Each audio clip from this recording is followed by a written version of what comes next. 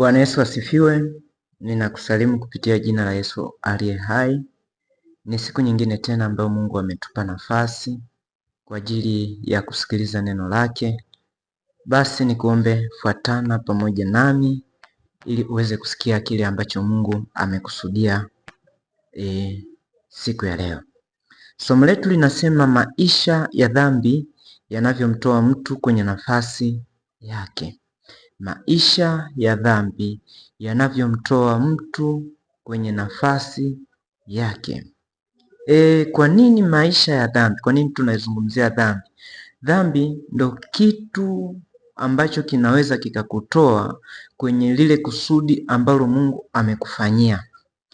Dhambi inaweza ikakuondoa kwenye kusudi ambalo Mungu amekuweka, kwenye kusudi ambalo Mungu amekuumbia, kwenye kusudi ambalo Mungu anatamani akuone. Maana Mungu alipokufanya hakufanya kama bahati nasibu, hakufanya kama anabahatisha, bali alikufanya kwa kusudi maalum, na hilo kusudi alilokufanya ndicho kitu ambacho anatamani kukuona ukiishi kwenye hicho. Sasa mtu huyo ambaye amefanywa na Mungu anaweza akatoka kwenye nafasi ile ambayo Mungu amempa kwa sababu ya dhambi. Tutasoma maandiko kutoka kwenye kitabu cha Mwanzo sura ya 3 mstari ule wa 8 na wa 9. Mwanzo 3 mstari wa 8 na wa 9. Maandiko yanatuambia kwamba kisha wakasikia sauti ya Bwana Mungu akitembea bustanini wakati wa jua kupunga. Adamu na mkewe wakajificha kati ya miti ya bustani, Bwana Mungu asiwaone.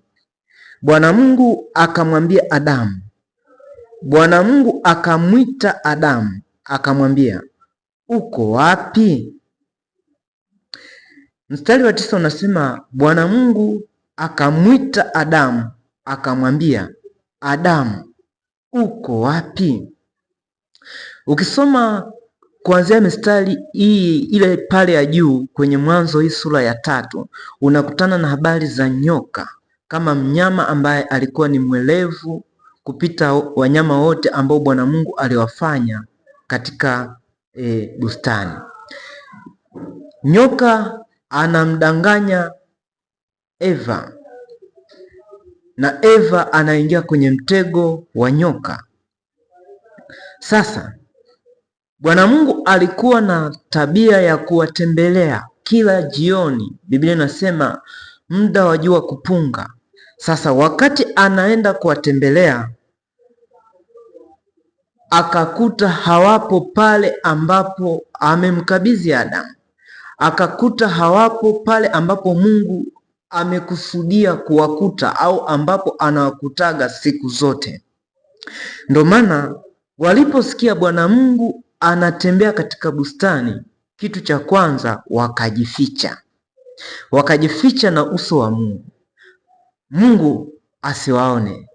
Na Mungu wakati hajawakuta kwenye ile nafasi ama kwenye ile sehemu ambapo amekusudia wawe, ndo Bwana Mungu akamwita Adamu akasema, Adamu, uko wapi?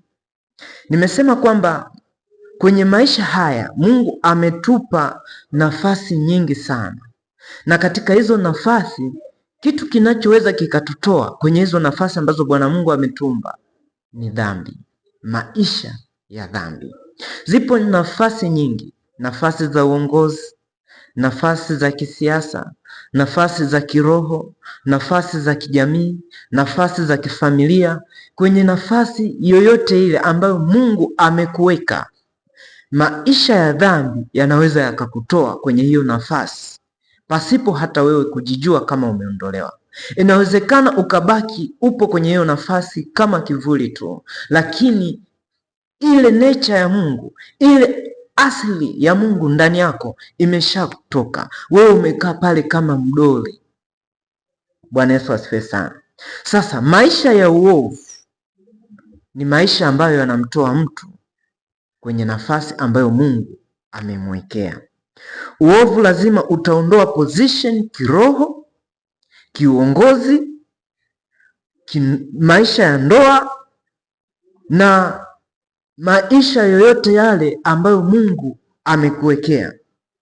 Kwa hiyo ndio maana Mungu anakuita leo kwamba uko wapi?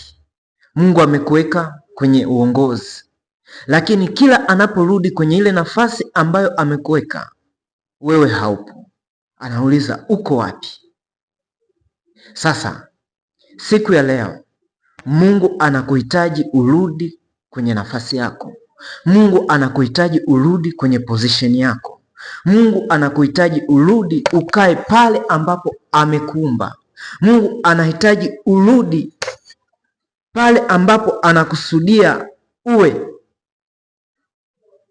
Bwana asifiwe sana. Na kama ukijua haupo kwenye nafasi, kwa mfano ukijua haupo kwenye nafasi ile ambayo Mungu amekumbia, wewe lazima utakuwa ni mtu wa kujitambulisha. Unaweza ukawa ni kiongozi, unaweza ukawa ni mchungaji, unaweza ukawa ni mtu mkubwa kwenye jamii, ni baba wa familia au ni mama wa familia. Ni lazima utafanya kitu ambacho kitataka kikutambulishe kuwa wewe ni mtu fulani kwenye hiyo nafasi ambayo upo. Sasa leo Mungu anakuita kwa sauti ya upole. Mungu anakutaka urudi kwenye ile nafasi, uondokane na maisha ya dhambi.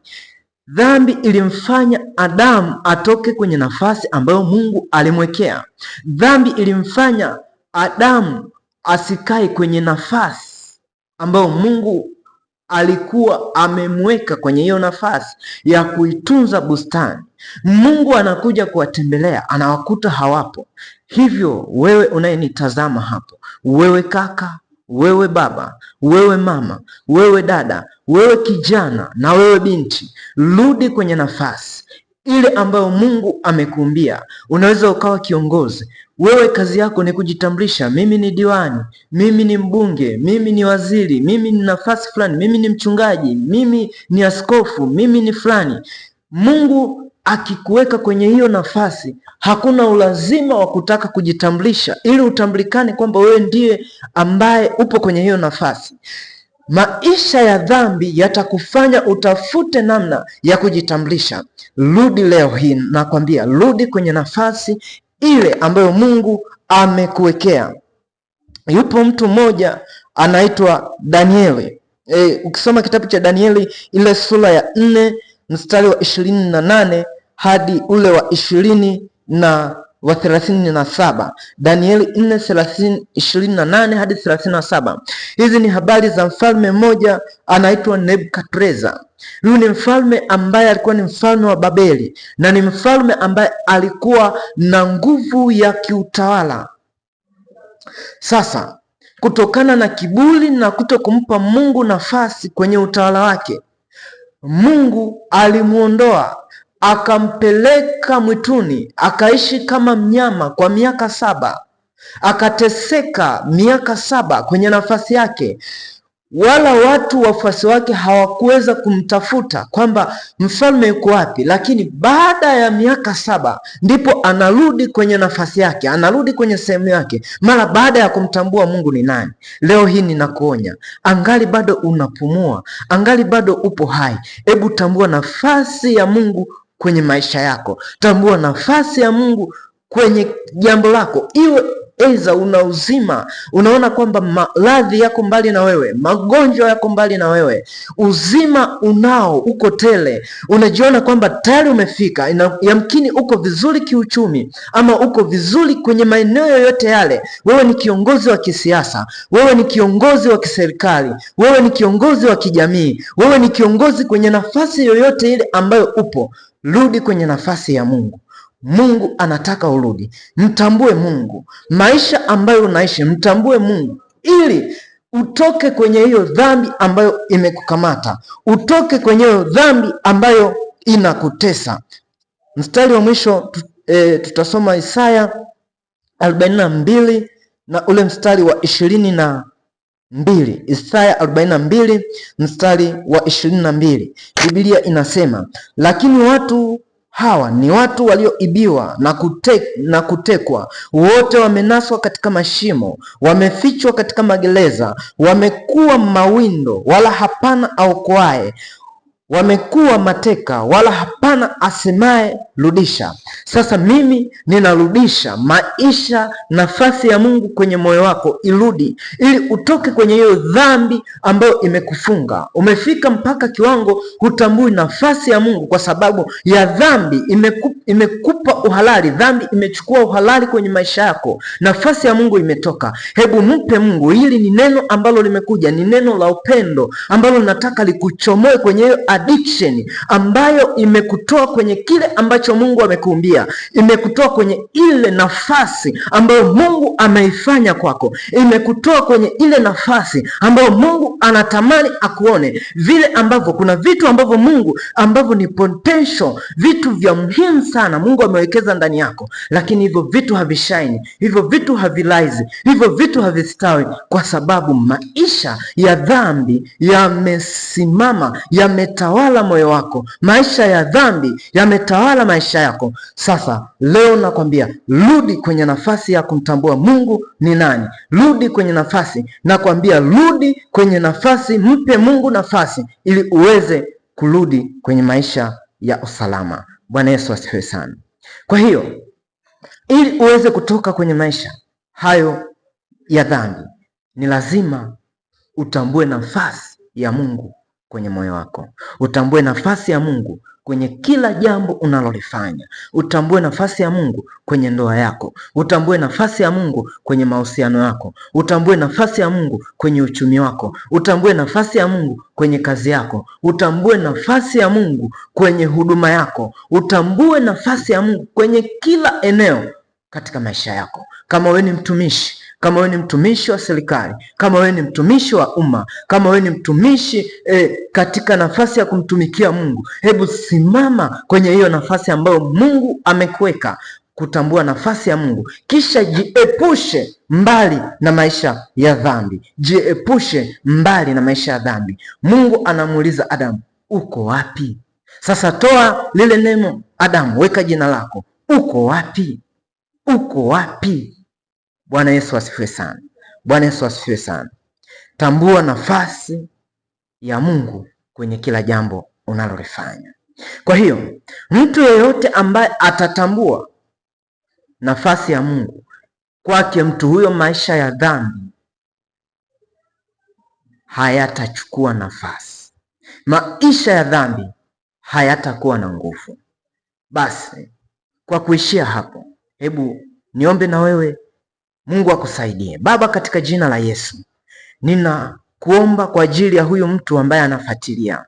Bwana, hayupo kwenye ile nafasi ambayo unatazamia kuwa, lakini Bwana, kupitia hili neno ambalo amelisikia, ninamrudisha kwenye nafasi ile ambayo Mungu umemfanya, maana umemfanya kwa kusudi maalum. Kama vile ambavyo mjenzi anapojenga nyumba hawezi akajenga pasipo kujua hii nyumba itatumika kwa makusudi gani, na hivyo anapo design ramani lazima atajua purpose, kwamba hili jengo litakuwa kwa matumizi gani. Vivyo hivyo hata moyo wa huyu mtu Bwana, ulipomfanya tangu angali akiwa tumboni, Bwana ulimfanya kwa namna ya pekee, kwa kufanya kusudi lile ambalo unataka alione. Katika jina la Yesu Kristo wa Nazareti aliye hai, ninatoa uhalali wa maisha ya dhambi ambao umekamata, ninatoa kwenye moyo wake, ninatoa kwenye maisha yake, katika jina la Yesu Kristo wa Nazareti aliye hai. Ninakushukuru kwa sababu wewe ni Mungu unayefanya na unayetenda, katika jina la Yesu Kristo wa Nazareti, amen. Basi usikose kufuatilia ukurasa huu kila mara.